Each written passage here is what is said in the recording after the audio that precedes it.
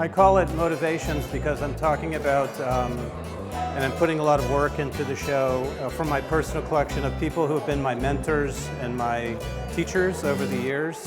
And so I'm showing how those people inspired me or taught me and the relationship of their work to what I do now.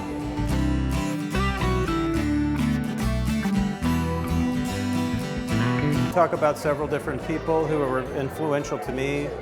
Like one guy that first started me in ceramics was Paul Soldner, who was very famous, very well-known raku artist. He did a lot of raku and he also did a lot of low-fire soda.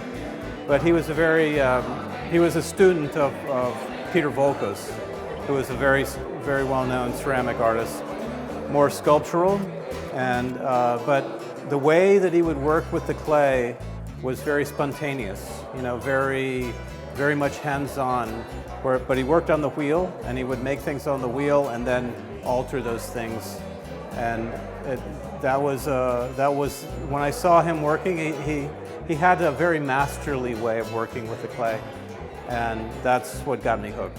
So it's about sharing how these different people influenced me to create in a way that's very hands-on, that's very in the moment, that's very much about not designing something.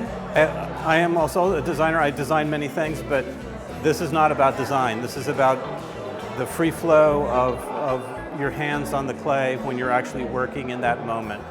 So to me, that's essential.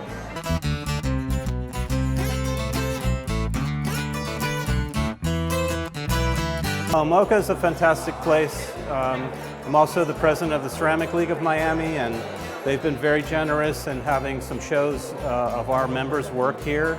And I think this is a fantastic place. It's a beautiful facility. I mean, it's amazing.